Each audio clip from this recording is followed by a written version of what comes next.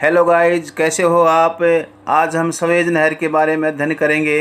ये जो सवेज नहर है ये बहुत ही महत्वपूर्ण टॉपिक है 12वीं कक्षा के लिए, और जो ग्रेजुएशन की जो क्लासें हैं वहाँ पर भी ये क्वेश्चन आता है सवेज नहर है।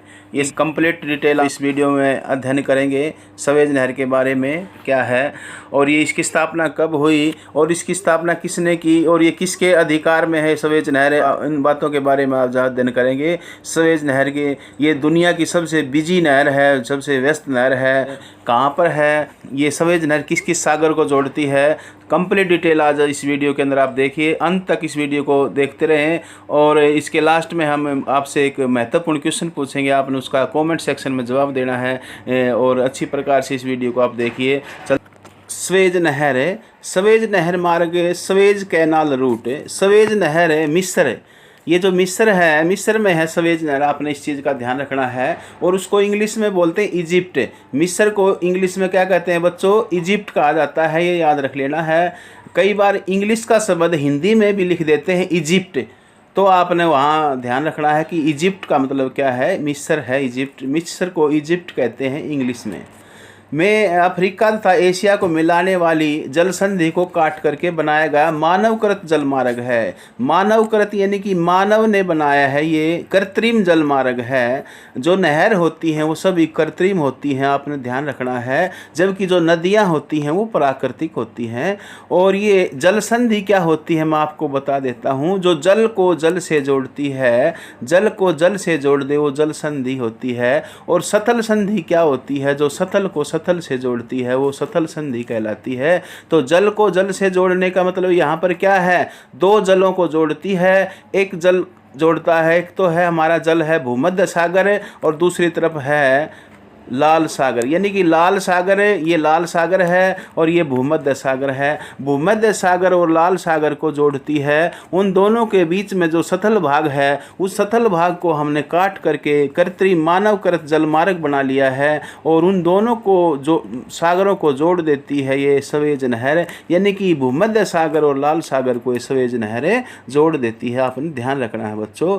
अब देखिए, हाँ देखिए आगे, यह नहर भूमध्य सागर पर स्थित पोर्ट सैयद, यानी कि जो भूमध्य सागर है, ये भूमध्य सागर है, और भूमध्य सागर के ऊपर जो बंदरगाह है उसका नाम है पोर्ट सैयद। पोर्ट होता है बंदरगाह, पोर्ट होता है बच्चों बंदरगाह, यानी कि भूमध्य सागर के ऊपर जो बंदरगाह है उसका नाम भी पूछ लेता है, तो आपने बता देना है कि भूमध्य सागर के ऊपर जो पोर्ट है, जो बंदरगाह है सवेज नहर का, जो एक स्थान है जहाँ से अपन जलयानों को वहाँ पर लाया जाता है, तो उसका नाम है पोर्ट सैयद। यानी कि भूमध्य सागर पर स्थित पोर्ट सैयद को लाल सागर के ऊपर, देखिए ये भूमध्य सागर है और ये लाल सागर है। लाल सागर पर क्या है, लाल सागर पर जो अपना जो पोर्ट है उसका नाम है पोर्ट सवेज, यानी कि लाल सागर के ऊपर पोर्ट सवेज है और भूमध्य सागर के ऊपर पोर्ट सैयद है। ये आपने बिल्कुल याद रख लेना है कि जो सवेज नहर है, उस सवेज नहर पर जो बंदरगाह हैं वो बंदरगाहों के नाम पूछ लेता है, तो किस किस बंदरगाह को सवेज नहर जोड़ती है। तो एक तरफ जो उत्तर में जो पोर्ट सैयद है वो भूमध्य सागर के ऊपर स्थित है, जबकि दक्षिण में जो लाल सागर है वहाँ पर पोर्ट सवेज स्थित है। ये बिल्कुल ईजी क्वेश्चन है, ये बोर्ड की परीक्षा में काफ़ी आता है, तो आपने इस चीज़ को ज़रूर याद रख लेना है कि पोर्ट सैयद और पोर्ट सवेज जो बंदरगाह हैं वो अपनी सवेज नहर के दोनों किनारों के ऊपर स्थित हैं। इस नहर का निर्माण 1859 में फ्रांसीसी इंजीनियर, यानी कि जो नहर बनाने का जो श्रेय है वो श्रेय किसको जाता है, यानी कि कौन सा ऐसा इंजीनियर था जिसने इस नहर को बनाना, इसका मॉडल बनाया, इसका जो मानचित्र है, इसका मैप वगैरह, इसका डिजाइन जो तैयार किया था, उस इंजीनियर का नाम पूछ लेता है, तो आपने बता देना है कि वो इंजीनियर थे फ्रांसीसी इंजीनियर फर्दिनैंड डी लेसेपस। लेसेपस भी बोल सकते हो, लेपेलस भी बोल सकते हो। ये फर्दिनैंड डी लेसेपस ये फ्रांस के इंजीनियर थे जिन्होंने इस मॉडल बनाया था। इसका निर्माण का जो श्रेय जाता है, जो इसका इंजीनियर था जिसने इसकी रूपरेखा तैयार की गई थी, वो फ्रांस के इंजीनियर थे। और ये पूरे 10 साल में नहर बन करके तैयार हो गई थी। इसका निर्माण जो शुरू हुआ तो 1859 में इसका निर्माण प्रारंभ किया गया था, और यह बन करके तैयार हो गई थी 1869 में ये बन करके तैयार हो गई थी। ये आपने बिल्कुल याद रख लेना है, मोस्ट इम्पोर्टेंट क्वेश्चन है ये बहुत बार प्रश्न आता है। और आपकी जो बड़ी CGL की परीक्षा है, आप कहीं बड़ी लेवल की परीक्षाएं देते हो, वहाँ पर भी ये क्वेश्चन खूब आता है कि जो सवेज नहर है उसका निर्माण कब हुआ। तो आपने याद रख लेना है कि सवेज नहर का जो निर्माण है वो 1869 में हुआ था। ये बिल्कुल ईजी क्वेश्चन है, ये बहुत बार आता है कि सवेज नहर का निर्माण कब हुआ, 1869 में हुआ था। जिस प्रकार के पनामा नहर, मैंने आपको इससे पहले वाली वीडियो में बताया था कि पनामा नहर को बनने में 10 वर्ष लग गए थे, उसी प्रकार सवेज नहर को बनने में भी 10 वर्ष लग गए थे। आपने बिल्कुल याद रख लेना है कि जो सवेज नहर थी उसका निर्माण 1859 में शुरू किया गया था और 1869 में ये बन करके तैयार हो गई थी। ये बिल्कुल आपने बच्चों नोट कर लेना अपनी कॉपी में। अब देखिए ये कहता है कि ये सवेज नहर 1869 में बन करके तैयार हो गई थी बच्चों। हाँ, ये क्वेश्चन भी एक अच्छा बनता है कि 1956 के बाद, यानी कि 1956 के बाद इस नहर पर मिस्र का अधिकार था। ये बहुत ही अच्छा प्रश्न बनता है कि मिस्र के अधीन ये नहर कब आई थी। तो 1956 में, 1956 के बाद ये जो नहर है, ये 1956 के बाद इस नहर के ऊपर अधिकार हो गया था मिस्र का, यानी कि इजिप्ट का अधिकार 1956 के बाद इसके ऊपर हो गया था। ये आपने बिल्कुल याद रख लेना है, ध्यान रखना है कब हो गया था मिस्र का अधिकार, 1956 में। आपने बच्चों याद रख लेना है, ये बिल्कुल इजी प्रश्न है। कि देखिए मैंने 3 इसमें डेट आई हैं कि सवेज नहर का निर्माण कब शुरू किया गया था। तो आपने बता देना है बच्चों 1859 में इसका निर्माण शुरू किया गया था और 1869 में ये नहर बन करके तैयार हो गई थी। इसमें तीसरी जो सन का जो जिक्र आता है वो है 1956, यानी कि 1956 के बाद ये जो नहर है वो मिस्र के अधिकार में आ गई थी। ये आपने याद रख लेना, यहाँ से ये प्रश्न आपका बनता है। यह नहर है, ये कहता है, आगे कहता है कि यह जो नहर है, हाँ यह नहर 173 किलोमीटर लंबी है। ये बात भी आपने नोट कर लेनी है कि ये जो नहर की लंबाई है, इसकी जो लंबाई है वो कितनी है। इसकी जो लंबाई है, इस नहर की लंबाई 173 किलोमीटर है। ये बिल्कुल आपने नोट कर लेनी है अपनी कॉपी में कि जो सवेज नहर है, इस सवेज नहर की लंबाई यदि पूछ लेता है आपकी परीक्षा में तो आपने बता देना है कि सवेज नहर की लंबाई 173 किलोमीटर है, 173 किलोमीटर इसकी लंबाई है। और यदि ऑप्शन में आता है तो कई बुक इसको 168 किलोमीटर इसकी लंबाई बताते हैं, तो वो भी ठीक है। 173 पहले जिसकी लंबाई 168 किलोमीटर थी, अब इसको कुछ और बढ़ा दिया गया है थोड़ा सा, तो आज इसकी लंबाई 173 किलोमीटर है। ऑप्शन में यदि आता है तो वो आपको काफ़ी डिफरेंस देगा। ऑप्शन में 173 देने के बाद वो 185 या 190 देगा किलोमीटर लंबाई, फिर उसके बाद 200 किलोमीटर दे देगा, इधर 150 किलोमीटर देता है। तो इस प्रकार आपको 4 ऑप्शन देंगे, उसमें काफ़ी डिफरेंस आपको मिलेगा। तो आपने 173 या 168 जो ऑप्शन आएगा उसको आपने निशान लगा देना है। ये बच्चों आपने ध्यान रखना है, ये बिल्कुल आपने बिल्कुल याद रख लेनी है ये बातें कि जो सवेज नहर है उसकी लंबाई 173 किलोमीटर है। इसकी औसत जो गहराई है, इसकी जो गहराई है यानी कि ये खोदी गई है जो नहर, नीचे हमने मशीनों से इसको खोदा गया है, तो इसकी जो गहराई है वो 16.15 मीटर। ये एक्यूरेसी है बिल्कुल। ये काफ़ी बुकों में मैंने अध्ययन किया है सवेज नहर का, उन बुकों में देखा है कि इसकी जो गहराई दी गई है वो 16.15 मीटर ही है इसकी गहराई। और इसकी चौड़ाई बिल्कुल ईजी है। इसकी जो चौड़ाई है वो अधिकतम चौड़ाई 365 मीटर है। ये जो 365 है ये आपको याद हो जाएगा क्योंकि एक वर्ष में 365 दिन होते हैं एक साल में, तो ये आपको इजी हो जाएगा याद करने में कि इस नहर की जो लंबाई है वो 173 किलोमीटर है, जबकि इसकी जो गहराई है वो 16.15 मीटर है, जबकि इसकी औसत चौड़ाई है वो 365 मीटर है। ये आपने बच्चों अपनी कॉपी में नोट कर लेनी है, याद रखना है इसको, ये आ सकता है आपकी परीक्षा में।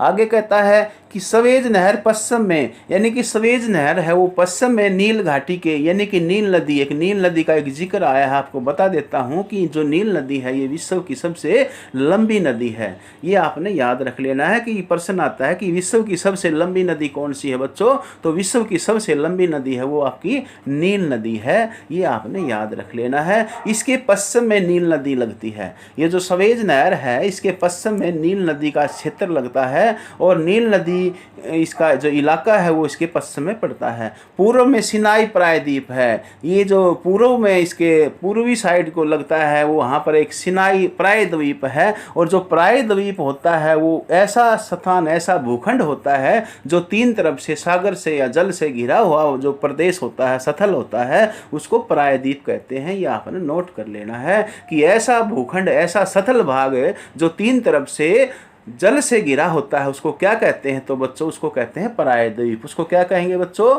प्रायद्वीप कहते हैं। ये आपने नोट कर लेना है कि प्रायद्वीप की यदि परिभाषा पूछ लेता है कोई तो आपने बता देना है कि तीन तरफ से जो वो भूखंड है, जो तीन तरफ से जल से घिरा हुआ होता है, उसको प्रायद्वीप कहते हैं। और ये जो चित्र है 8.13 में इसको दिखाया गया है। मैं आपको ये चित्र दिखा देता हूँ पहले बच्चों। ये जो चित्र है हमारा सिनाई द्वीप का, प्रायद्वीप का, मैं आपको दिखाता हूँ। देखिए ये आपको दिखाई दे रहा है, आपको जो मानचित्र जो दिखा रखा है हमने, इसमें देखिए आप ये जो सवेज नहर का, ये हमारे देखिए ये लाल सागर है, ये लाल सागर है, ये भूमध्य सागर है, ये ऊपर वाला भूमध्य सागर है, नीचे वाला लाल सागर है। और उर्ली तरफ जो उर्ली साइड का जो मिस्र है, यहाँ पर क्या है? नील नदी का क्षेत्र लगता है। और जो प्रायद्वीप इसने बताया था सिनाई प्रायद्वीप, वो ये है, ये एशिया साइड को लगता है, ये सिनाई प्रायद्वीप है। तो मैंने आपको मानचित्र में दिखाया ये सिनाई प्रायद्वीप है, ये नील नदी का क्षेत्र है, और ये ये लाल सागर है, ये नीचे वाला लाल सागर है, जबकि ये कौन सा है? ये भूमध्य सागर है। ये आपने नोट कर लेनी है अपनी कॉपी में, अच्छी प्रकार से इसको ध्यान रखना है। अब देखिए इसको फिर अपन वहीं चलते हैं अपने डिजिटल बोर्ड की तरफ। देखिए हाँ, ये कहता है कि सिनाई प्रायद्वीप को अलग करती है। मैंने आपको मानचित्र के ऊपर सिनाई प्रायद्वीप आपको दिखा दिया है। इस नहर के मार्ग में कुछ खारे पानी की दलदली झीलें हैं। ये जो नहर हमने बनाई गई है, सवेज नहर, जो भूमध्य सागर और लाल सागर को जोड़ने के लिए बनाई है, इसमें कुछ दलदली झीलें हैं। वहाँ उन झीलों में 3 झीलें हैं, ये भी याद रख लेना है। जो झीलें हैं कितनी हैं, इस सवेज नहर के बीच बीच में आती हैं झीलें, और वो खारे पानी की झीलें हैं, ये भी आपने याद कर लेना है, कॉपी में नोट कर लेना है कि सवेज नहर के बीच में कितनी झीलें आती हैं। तो कुल 3 झीलें आती हैं, और वो जो तीनों झीलें हैं वो खारे पानी की झीलें हैं। और उसमें पहली जो झील है मजाला, एक झील का नाम है, जो सीक्वेंस में इसको बताता है कि जो उत्तर में है उसका नाम मजाला है, और जो उसके बीच में है उसको तिमसा झील है, और जो नीचे है उसको लिटिल विटल झील कहते हैं। ये 3 झीलें हैं। ये देखिए फिर मैं आपको बता देता हूँ, ये 3 झीलें देखिए एक बार। ये 3 झीलें हैं हमारी उसमें सवेज नहर में। पहले वाली झील जो उत्तर में है उसको मंजाला झील कहते हैं, और बीच में है वो तिमसा झील है, जबकि दक्षिण में वो है लिटिल विटल झील है। तो कुल मिलाकर के 3 झीलें भी लगती हैं सवेज के मार्ग में। सवेज नहर के जब खोदी गई थी तो उसके वहाँ पर 3 झीलें भी वहाँ स्थित हैं।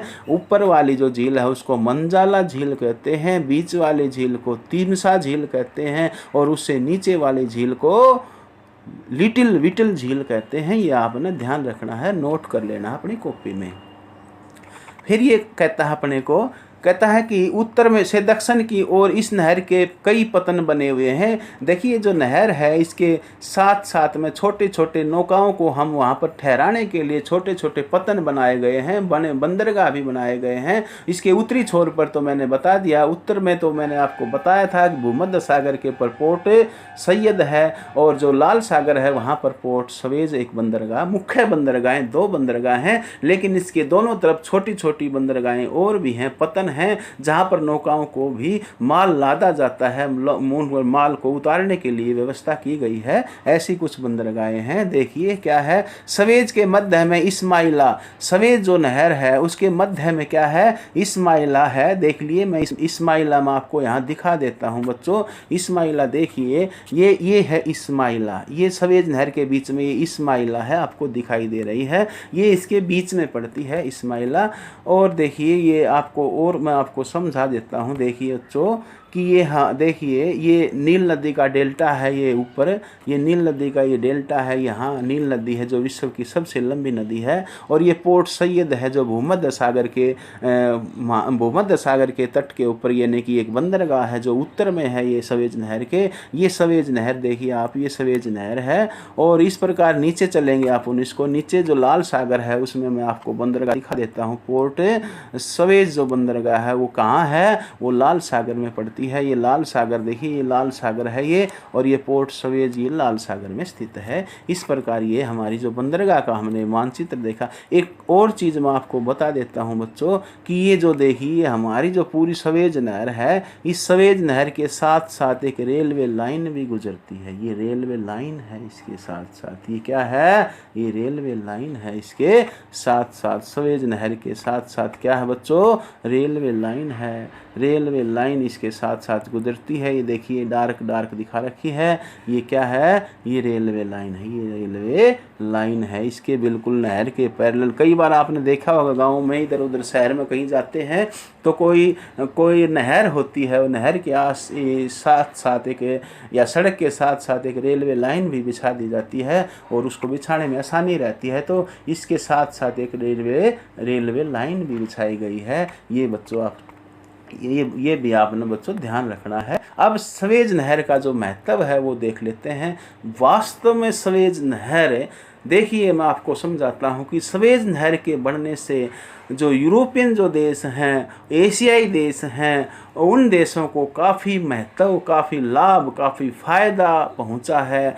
ये जो पश्चिमी यूरोपियन जो देश थे वो पहले आशा अंतरिक्ष मार्ग का यूज करते थे, जो अफ्रीका के दक्षिण में भयानक जो मार्ग था, उस अफ्रीका के दक्षिण से आशा अंतरिक्ष मार्ग का यूज करते थे और उस मार्ग से उनको काफ़ी लंबा रास्ता तय करना पड़ता था। और अब सवेज नहर के बन जाने से क्या है, उनको काफ़ी लाभ हुआ है। एक तो समय बच गया उनका, और एक उनका जो पैसा है वो भी बचा है। देख लेते हैं इसके क्या क्या महत्व है। देखिए बच्चों, सवेज नहर का महत्व। सवेज नहर का निर्माण मानव की उद्यम अक्षमता का प्रकृति के ऊपर विजय अनूठा उदाहरण है। आपने ज्योग्राफी में दो विचारधारा आपने पढ़ी थी, एक निश्चयवादी विचारधारा, एक संभववादी विचारधारा। तो ये जो सवेज नहर है ये संभववादी विचारधारा, यानी कि जो फ्रांस के जो विचारधारक थे, विडाल डी ला ब्लास, एल फेवरे, जीन ब्रून्स, उनकी विचारधारा थी कि हमने प्रकृति के ऊपर विजय प्राप्त कर ली है, और वो संभववादी विचारधारा थी। और उसका एक अनूठा उदाहरण ये प्रस्तुत करती है सवेज नहर बच्चों। हाँ, कहता है कि इस मार्ग के खुल जाने से, ये जो मार्ग बना है, इस मार्ग के खुल जाने से यूरोप के देशों को, पूर्वी अफ्रीका के देशों को, एशिया के देशों को, ऑस्ट्रेलिया के बीच में एक छोटा मार्ग बन गया है। मैं आपको मानचित्र के ऊपर ले चलता हूं बच्चों। जो मानचित्र के ऊपर हम देखेंगे कि कैसे छोटा मार्ग बन गया है। देखिए आप, ये हमारा सवेज मार्ग, सवेज नहर का ये मार्ग है। ये देखिए बच्चों आप, ये सवेज नहर देखिए, ये हमारा भारत है, ये श्रीलंका है। और पहले हमने मान लीजिए ब्रिटेन जाना होता तो हम इस मार्ग का यूज करते थे। और ये जो मार्ग है बड़ा भयानक मार्ग था, इसका नाम है आशा अंतरिक्ष मार्ग। ये प्रश्न भी आपने नोट कर लेना है, याद रखना है कि सवेज नहर के बढ़ने से पहले हम किस मार्ग का यूज करते थे। यूरोप में पहुंचने के लिए, ब्रिटेन में पहुंचने के लिए, अमेरिका में पहुंचने के लिए तो हम आशा अंतरिक्ष मार्ग का यूज करते थे। ये आपने नोट कर लेना है। ये आशा अंतरिक्ष जो मार्ग था ये बड़ा भयानक मार्ग था, क्योंकि ये दक्षिणी ध्रुव के नज़दीक पहुंच जाता है। हमारे जलियान वहाँ बर्फ़ की चट्टानें हैं। अंटार्कटिका महाद्वीप वहाँ नज़दीक लगता है, और वो अंटार्कटिका महाद्वीप के नज़दीक होने के कारण, वो दक्षिणी ध्रुव पर होने के कारण वहाँ चट्टानें हैं, बर्फ़ की चट्टानें हैं, जिससे दुर्घटना घटने का भय रहता था। तो ये मैंने दिखाया। अब हम सवेज मार्ग का यूज करते हैं। ये सवेज मार्ग है बच्चों। अब हम यहाँ से, जैसे अपनी मुंबई है, अपन मुंबई को अपन यदि ब्रिटेन में हमने जाना है, लंदन जाना है, तो हम इस मार्ग का यूज करेंगे। ऐसे हम लंदन चले जाएंगे। और पहले हम बच्चों यहाँ से जाते थे, जो काफ़ी लंबा पड़ता था। आज भारत यानी कि मुंबई और लंदन के बीच में सवेज नहर के बन जाने से लगभग 7000 किलोमीटर की दूरी कम हो गई है। ये आपने याद रखना। रख लेना है, नोट कर लेना है। ये मोस्ट इम्पोर्टेंट प्रश्न है कि मुंबई और ब्रिटेन के बीच में सवेज नहर के बन जाने से कितने किलोमीटर की दूरी कम हो गई है? 7000 किलोमीटर की बच्चों दूरी कम हो गई है। इसकी ये कुछ महत्व हैं, मैं आपको और इसके महत्व बताता हूँ बच्चों। देखिए, हाँ, कहता है कि सवेज नहर के बन जाने से, देखिए बच्चों, हाँ, ये कहता है इस मार्ग के खुल जाने से यूरोप और यूरोपीय देशों को पूर्वी अफ्रीका और ऑस्ट्रेलिया के विभिन्न मार्ग छोटा हो गया है। काफ़ी छोटा, मैंने आपको बताया कि पहले आशा अंतरिक्ष मार्ग का यूज करते थे। इससे यात्रा में लगने वाले समय तथा पैसे की बचत हुई है। पहले जहाज़ों को अफ्रीका के दक्षिण में लंबा चक्कर काटना पड़ता था। ये प्रश्न मैं आपसे पूछूंगा कि ये जो लंबा चक्कर काटना पड़ता था, ये क्यों काटना पड़ता था?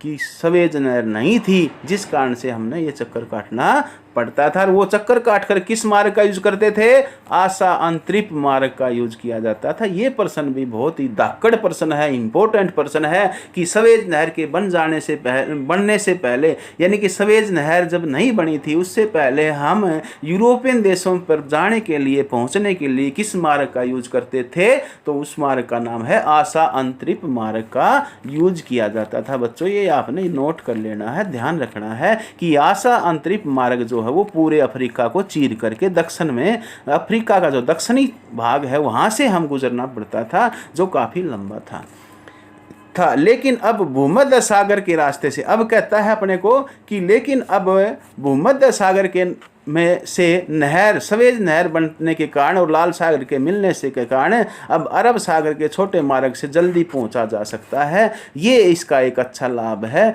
इसने बताया कि इसका एक फ़ायदा क्या हो गया कि जो मार्ग था वो काफ़ी छोटा हो गया है सवेज नहर के द्वारा यूरोपियन देशों को पहुंचने के लिए। इसने बता भी दिया अपने को, उदाहरण भी दिया इसने, ये उदाहरण भी देता है। देखिए, इसने उदाहरण दिया है कि आशा अंतरिक्ष मार्ग की तुलना में सवेज मार्ग से लंदन और मुंबई के बीच में मैंने आपको 7000 बताई थी। इस बुक में इसने लिखा 9600 किलोमीटर की दूरी कम हो गई है। बहुत ही जबरदस्त बात बता दी इसने अपने को कि मुंबई और लंदन, यदि आप नेवी में लग गए और आपको जलियान का यूज करना है और आपने लंदन जाना है मुंबई से, तो आप सवेज मार्ग का यूज कीजिए। आपकी 9600 किलोमीटर की जो दूरी है वो बचत हो जाएगी, कम उसको तय करना पड़ेगा। तो ये एक अपनों को फायदा हो गया है। और जो एनसीईआरटी की 10वीं की जो बुक है उसमें 7000 किलोमीटर लिख रखा है बच्चों। वो मैं आप एनसीईआरटी की जो 10वीं की बुक आप देख लेना कि उसमें लिखा है कि मुंबई और लंदन के बीच सवेज नहर के बन जाने से कितने किलोमीटर की दूरी